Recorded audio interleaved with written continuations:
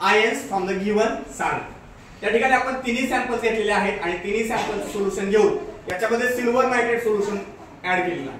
याच्यात ज्याच्यात क्लोराइड आहे तो प्युअर व्हाईट झालाय, ज्याच्यात ब्रोमाइड आहे तो फेंट येलो आलाय म्हणजे फिक्कट पिवळा, आणि ज्याच्यात आयोडाइड आहे तो कसा झालाय ब्राईट येलो आलेला आहे.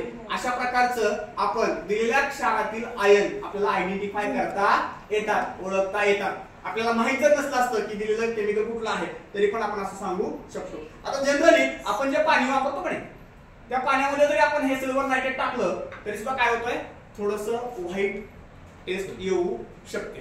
का तर पाण्यामध्ये आपण जे पाणी पितो ड्रिंकिंग वॉटर असतं त्याच्यामध्ये थोडंसं क्लोराईडचं ब्रोमाइडचं आयोडाइडचं प्रमाण असू शकतं. जनरली आपल्याला चेक करायचं असेल आपलं आलेलं पाणी जे आहे त्या पाण्यामध्ये सुद्धा आपण टाकू शकतो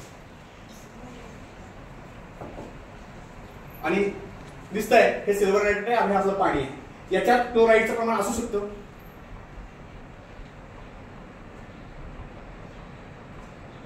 हे फिल्टर्ड वॉटर असल्यामुळे शुद्ध पाणी असल्यामुळे ह्याच्यामध्ये येणार नाही पटकन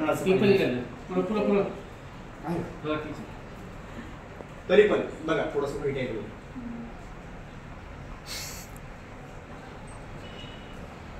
डायरेक्ट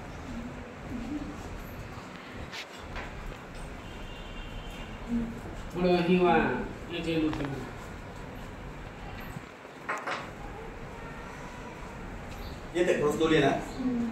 आपल्या पाण्यामध्ये क्लोरीन